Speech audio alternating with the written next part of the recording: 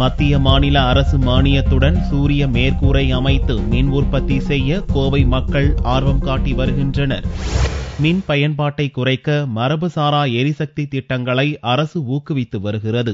வீடுகளில் சூரிய மின்சாரம் தயாரிக்க மத்திய அரசு 30%, மாநில அரசு 20% மானியம் தருகிறது. இத்திட்டத்தில் சேர்ந்து பயன்பெற மாநில அரசின் எரிசக்தி மேம்பாட்டு முகமை அழைப்பு விடுத்ததை தொடர்ந்து கோவையில் இதற்கு பெரும் வரவேற்பு கிடைத்துள்ளது. எங்க வீட்டுல ஃப்ரிட்ஜ், ஏசி எல்லாமே இந்த சோலார்லயே தான் ஃபங்க்ஷன் ஆகுது. இது வரைக்கும் நாங்க எங்க கம்பெனில ஏசி, ஃப்ரிட்ஜ் எதுக்குமே கம்ப்ளைண்டே பண்ணதில்லை.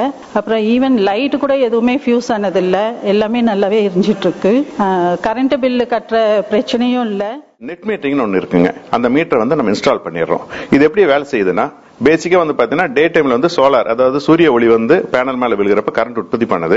ஒரு கிலோவாட் பேனல் ஏவரேஜா நார்மலான ஒரு வெளிச்சம் இருக்கிறப்ப, அதாவது வருஷத்துல 365 நாள்ல ஒரு 340 நாள் கம்ஃபர்டபுளா ஒரு வெளிச்சம் இருக்கும். அந்த வெளிச்சத்தில் உற்பத்தி ஆகிற கரண்ட் என்ன பண்றேன்னா கீழே கொண்டு அதை அந்த கரண்ட் என்ன பண்ணுதுன்னா, கீழே நம்ம வீட்டுல டே டைம்ல ஃப்ரிட்ஜ் ஓடிட்டு இருக்கும், ஏதோ 1-2 ஃபேன் கூட ஓட வாய்ப்பு இருக்கு. அதுக்கு தேவையான கரண்ட் வீட்டுக்கு கொடுத்துரும். மீதி கரண்ட் என்ன பண்றதுன்னா அப்படியே டிஎன்இபிக்கு நம்ம இபி கிரிட்டுக்கே கொடுத்துறோம். கொடுக்கறது எவ்வளவு கரண்ட்ங்க நம்மள ஆட்டோமேட்டிக்கா என்னன்னா அந்த நெட் மீட்டரிங்ல தெரிஞ்சிடும். இத்திட்டத்தின் மூலம் தயாரிக்கப்படும் மின்சாரத்தை மின்வாரியத்திடம் வழங்கி இரவு நேரத்தில் தேவைப்படும் மின்சாரத்தை மின்கட்டணம் செலுத்தாமல் பெறலாம் என்பது குறிப்பிடத்தக்கது.